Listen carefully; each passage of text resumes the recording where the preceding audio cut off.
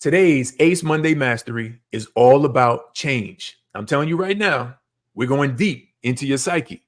So if you don't want to change in your work life for the better, change the channel now. But then that means that you do want to change, so just go ahead and keep it locked. Welcome to Ace Monday Mastery. Got a story to tell. Let me break it down. I hired in with bright eyes, but this team was disjointed. My project in full effect. This is my appointment. The point man, my moment to show and prove their choice was the best it could be. No matter who the other choice was. Fast forward, they all saw it. I blew it out the water. We got paid. Recall, this team had a disorder. Shade was on the border and moved from the epitome of team synergy. Now they talking about getting rid of me. What, are you kidding me? Maybe it's the kid in me. Mom's daily mystery, trying to configure what would dinner be. Now I'm a grown man, take my homegrown stance. With steel in my back, I could steal out the back, take a knapsack, some tacks, a scanner and a fax. But if security steal me, I'ma have to steal them back. Alternative facts, pain, I want them to hurt well. I'm an ace and they rather low performing personnel. Why Monday and why mastery? It ain't hard to tell. By now you know ACE stands for attitude, competence, and evidence. So when we come to our work week on Monday morning, you have to have a plan. You have to know where you want to end. I always say start with the end in mind. So that starts with the right attitude. But you also, in making that plan, have to be able to align the things you have to do with the amount of time that you have throughout the week. That's the competence part. And if you do that effectively, by the end of the week, you'll be able to have the evidence that you have aced your work week. I could play a role and won't have to audition. Your position's a blip on the radar of my vision. This starts my decision. I wonder why I'm tripping. Is this a firing or firing up of my ignition? But it all starts on Monday. And it all starts with you, an ace, with the attitude, competence, and evidence of success and mastery, no matter what type of work you find yourself doing right now. I'm Jabin Ferrer, Chief Strategist and founder of Ace Work Life. Let's get right into it. Why is change so difficult? What is it about change? Right now, we are in the fall season. I live in Texas. There really is no fall season. It's like it doesn't happen until like another 2 months from now. And then even then, it's a blink of an eye. But right now, the weather should be changing, should be getting colder, a little cooler. The leaves should be falling. There should be some signs that there's a season that's changing. But what happens when change is not obvious? What happens when change is on the horizon and you don't want to change with it and you like the season that you're in? A lot of us are kind of averse to change. Other people love change. So whether change is good or the change is bad, either way, you should see change as opportunity. If you see change as opportunity, you're setting yourself up for success because everything changes. Barely anything stays the same. There's nothing that stays the same. So we're going to break that down today and deep dive into it. But before we do, you know it's Monday, it's the 2nd, and we have to start the week right. So we are going to ace the Proverbs. Today we're in Proverbs chapter 2. We're going to read verse 1 through 5. Now, it's a lot of verses, okay? So more than what we usually go through, but it's only 5. Y'all can do it, okay? Pay attention. Verse 1, Proverbs chapter 2, verse 1 reads, "My son or daughter, if you receive my words and treasure up my commandments with you, making your ear attentive to wisdom and inclining your heart to understanding, yes, if you call out for insight and raise your voice for understanding, if you seek it like silver and search for it as hidden treasures, then you will understand the fear of the Lord and find the knowledge of God." Proverbs 2, 1 through 5. I love all the conditions in here. If, then. I have a background in technology. So if any of y'all have a background in technology, if you're a developer, a coder, or even if you just have written formulas in Excel, you know that all coding is about if this happens, then make this happen, else these things should happen. It's all conditions. God's word is no different. I don't know why we think we can just go and say, this will happen. It'll happen. You know, God is good. We serve a loving God, and we do. But he's also given us conditions. There's a natural that we can do, He lays it out in his word. There's a supernatural that he will do. That's the then. We have the if, he has the then. Now, if you continue to read through chapter 2, you'll see a bunch of other thens that happen, a bunch of other blessings, wisdom comes to you, things like that. But then there's also some else in there. So if you don't do it, then the opposite could be true. I encourage you, since we don't have a lot of time, read through the rest of the chapter, see what stands out to you. That's Proverbs chapter 2, verse 1 through 5. Now, at the end, that first then you will find the knowledge of God. What is the knowledge of God? What does God think? How does God think? What does God think about you? What does God think about your circumstance, your situation? So now you're starting to get the mind of God, and you're starting to be able to move in a different way. But in accordance with our theme for today, as we transition, talking about change, see how I did that?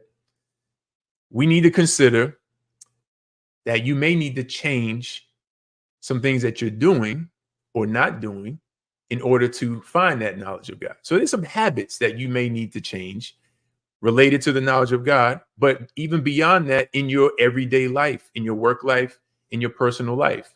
Let's look at it. Let's look at change from an ACE perspective. What does change actually mean? Well, it is the ACE definition that we're going to break down today. CHANGE. The ACE definition of change is challenge habits, adopting new growth experiences. Challenge habits, adopting new growth experiences. Your habits that you do routinely, by now, a habit becomes something that you don't even really have to think about. It just becomes second nature. Those of us that out here coffee drinkers, is not even something you think about. It's routine in the morning. You're going to go stop. You're going to make it. You're going to buy it. It's a habit. Okay. But the things that you don't think about many times become habits that need to be changed. So if you want to get this wisdom, back to the Proverbs, then you have to be intentional about opening up your Bible and reading about wisdom and receiving what God has to say. But now we're going to break down a couple of different whys. Why do you not subscribe to change? Why do we not like change? What are the reasons for it? I'm going to break down several reasons why. And then I want you to be listening for which one might apply to you. And of course, we're going to have an activation at the end, the ACE activation of the day. Okay, you ready? All right, let's go with number one. The number one reason, the first reason that people don't like change is cognitive dissonance. This plays into it. What does that mean? Cognitive dissonance. Cognitive dissonance is the state of having inconsistent thoughts, beliefs, or attitudes, especially as relating to behavior, decisions, and attitude change. So sometimes it's things that's held in intention. So as an example, personal example, you want to be healthy.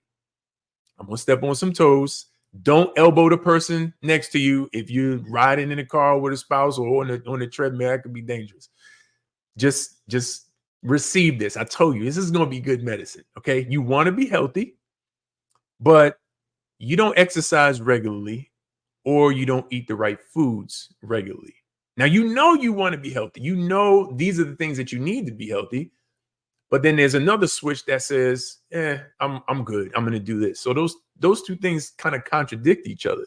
That's cognitive dissonance. You have a thought and you have these beliefs, but the things that you're doing, the behaviors that you're doing seem to rival that. A professional example would be if you value innovation, but you resist technology in the workplace. And the reason that you resist technology in the workplace might be because it has some habits, some new things that you have to learn. So when it comes to cognitive dissonance, does that resonate with you? Is that a reason why you don't like change? If not, let's go to number 2. Loss aversion. Loss aversion is the preference to avoid losses rather than obtaining equivalent gains. So you rather avoid a loss. You might fear taking a loss on something. You might fear that over being able to change something and receive a new benefit. So a personal example might be avoiding an investment opportunity due to fear of money loss. You're not going to risk your money because, like, I'd rather hold on to the money that I have rather than risk losing it for potential gain. A professional example might be resisting changes in job roles due to fear of losing current perks. So whether that's leaving a current opportunity because you got it locked, you know what you're doing, people know you know what to expect, and you like the benefits that come along with it. Maybe you have some flexibility, some freedom, you might have an expense account, and if you go do something different, you're going to lose those things, and you rather not lose them, even though the opportunity to gain might be greater, but you are thinking about that loss and you have an aversion to that loss. Does that resonate with you? If not, let's go to number 3. Fear of the unknown. This is a big one. Anxiety provoked by unfamiliar or uncertain situations. Now, I'll be the first to admit, I don't like not knowing something. So for me, I don't necessarily have a fear of the unknown itself. I have a fear of not knowing. I have a fear of being in a state where I don't know. It could be perfectionism. It could be what I think people think about me. I like to be the go-to guy. I like to be the ace that, hey, I got questions. Jay's got answers. But sometimes I might be meeting with a new client. I might be in a new industry. I have to learn, even if it's a familiar industry with a new client, I have to learn what is the culture? How do they do things? What are the problems that are specific to them? And I want to be able to give answers. I want to be able to give solutions. But before I can give solutions, I have to go into a state of learning. I have to go into a state of asking questions. And so the benefit of asking questions, you obtain information. But if you don't ask questions, you won't get that information. I have a fear sometimes of not knowing, but I have to overcome that because I know if I ask questions and I just give myself some grace and some space in that uncomfortable time, that I'll move past it and then I'll know. So I don't have to fear it. Okay.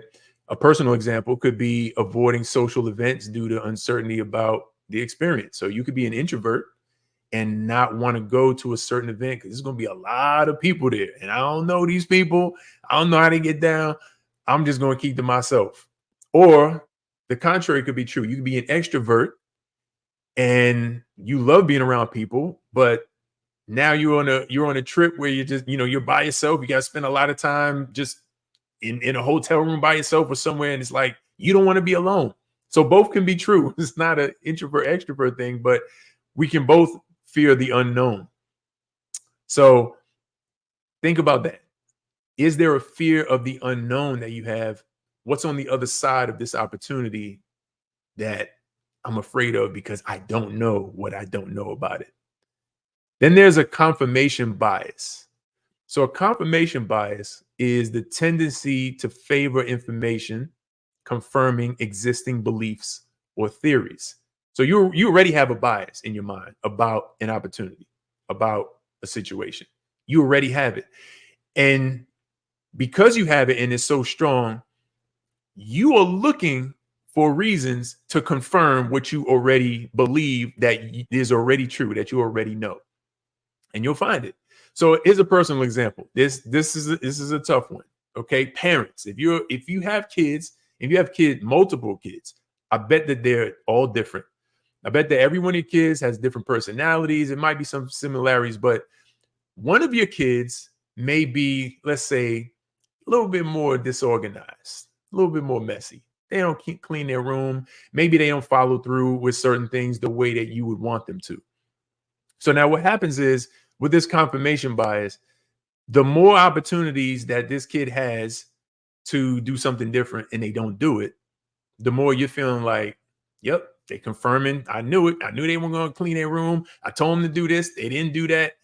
And what happens is over time, you stop expecting something different. Matter of fact, not only do you stop expecting something different, you've translated now to the kid what your mindset is about that kid. So now the kid starts believing, man, I'm messy. I can't clean. I don't do this. I don't do anything right. Now I've been guilty of that because what it is, you're trying to train up your child. But sometimes it's hard because as parents, you got to over and over do this, do this, do this. You got to train. To train means repetition. I don't know why we think we can say something one time and the child's going to change. I'm saying I don't know, but that's what I do. My wife is a lot better with that. So you have to give the child multiple opportunities and realize, okay, if I continue to be open-minded about what they're doing and how they can potentially change, maybe the situation will change. A professional example might be, let's say you're going to a brainstorm session and you know Ben's going to be there.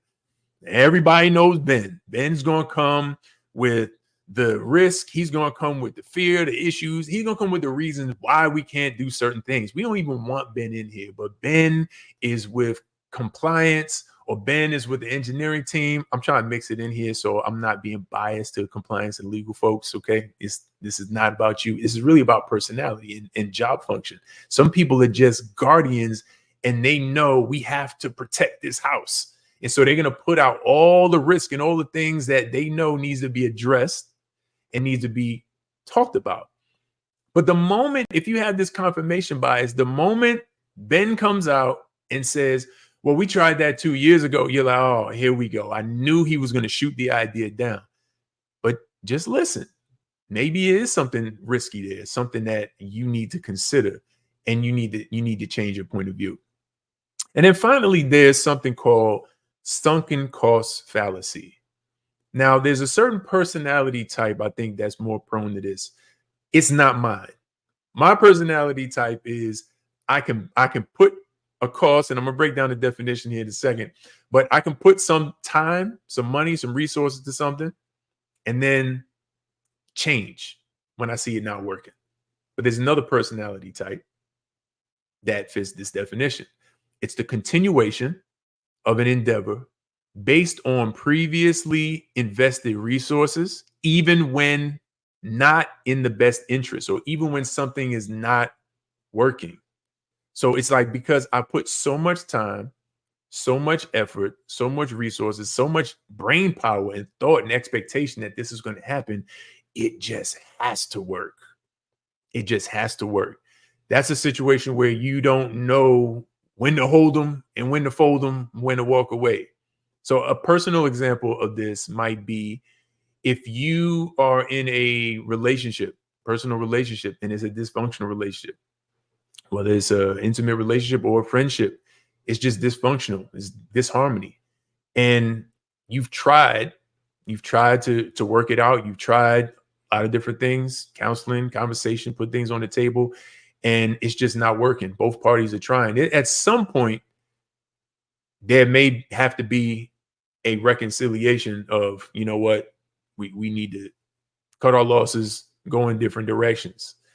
Or there may be a situation in your professional life where you persist in a project, and you persist in that project that you've put a lot of money into, or a product that you've created, but the product's not selling.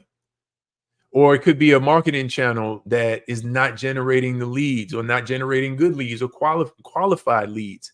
Or it could be, this is a tough one, it could be a hired resource that's not producing. Now you have a lot of nested issues because I put a lot of time into this person. I put a lot of time into this process. I put a lot of time into this procedure, and it's not producing what I want it to produce. But I don't want to change because I have a fear that I've invested and I've wasted time, and I don't like that feeling to feel like I've wasted time. Is that you? Now, there's a lot of other reasons why it's hard for some people to change. Example, social influences or environmental constraints, but we don't have time to get into those other ones. So I just wanted to pull out 5 of the key ones that you probably may resonate with. So now it's time for the ACE activation. So I'm gonna recap each one, but this time, instead of going through the definition and the examples, since you have that already, I want you to listen to whichever one resonates with you. I want you to think about how to overcome, right? How you can overcome that specific one. So for example, for cognitive dissonance, how do you overcome the cognitive dissonance? the tension and the conflict that's in your mind when you know I should do this, but my habits are doing that. Encourage reflection and alignment of behaviors with values. Create supportive environments that reinforce new aligned behaviors. So sit back and reflect on really what's important to you. And think about it. What are the values? Where do your values come from? And you got to really get your mind in alignment with those values, because those values have to become your why. And that why has to be strong enough that you want to change your habits, because the habits that you have are probably not leading you down a road, the best road of success. So that's how you overcome cognitive dissonance. Loss aversion. How do you overcome loss aversion? Is an emphasis on potential gains and support and reassurance to mitigate fears or losses. Change the question of, if I do this, think about it this way. If I do this, this might happen in a negative way. Well, what if you flip that and said, what if I don't do this? What if I don't take this opportunity? What would happen then? Or what if I did take the opportunity and I actually succeed, rather than what if I take the opportunity and I fail? What if I step out and I succeed? What if I step out and I win? Think about it from the other perspective. What's the opportunity cost that I'm giving up on the gain, on the plus side of this thing? Okay. Number 3, fear of the unknown. How do you overcome fear of the unknown? Break unknown elements into manageable parts. Provide clarity and information to reduce uncertainty. So in the project management world, we call this a work breakdown structure. You have a big project that you have to do, multiple moving parts, multiple tasks, activities, people that you have to talk to. We break it down and group them into like activities that maybe one person owns, or is a certain task that has to be done on a certain day, or a certain type of activities. And if you take that approach and you say, you know what, let me break this down. I don't know certain things. Well, what is it that you don't know? Well, I don't know. I'm not familiar with this body of work. Well, how big is the work? Oh, it's this manual I got to read. Okay, well, how big is the manual? It's 100 pages. All right, well, let's break it down into small chunks. 20 pages here, 20 pages here. In a week, you'll be good. Right? So rather than looking at what's insurmountable, break it down into something that's actually manageable. Confirmation bias. How do you overcome confirmation bias? Encourage exposure to diverse information and foster open, unbiased dialogue. Remember, Ben, you have to see Ben differently. Don't see Ben as the thorn in your side. See Ben as, maybe Ben is able to see my blind spots. Maybe there's blind spots that Ben can point out, that if he points them out now, it'll be better than if we run into something later because we didn't see our blind spots. So you have to be open to seeing things differently. And then finally, for the sunken cost fallacy, how do you overcome that? Encourage objective evaluation of situations and allow it from others. Okay, you have to allow others to point out, listen, Jay, this just is not working. Okay. It's not that you're not working. Don't take it personal, but this process isn't working. This product isn't selling. This channel is not producing. And then you have to be able to prioritize future benefits over past investments. Know when to cut it, know when to walk away, know when to kill it when it's not working. And if you start with the end in mind and you create what the success look like, if I have KPIs, I have my key performance indicators. When you start a project, it's easier than later on to know if I'm hitting those KPIs. If I'm not, what can I do to hit them? If I've done everything that I can do, I'm going to give myself a timeline. If it doesn't work in 3 months, in 6 months, in a year, whatever it is, I'm going to cut it. And then you have to share that with the team or someone else that's going to hold accountable if you know you have a tendency to not want to cut certain projects or certain losses. That's it. That is change. So I encourage you to do the exercises and you will become an ace when it comes to change. Now, once again, if you like this content, comment, like, share with others, repost. every Monday, we're coming to you live with another ACE work life focus of the week so that you can master your work and the art of living. I'm Jabin Ferrer.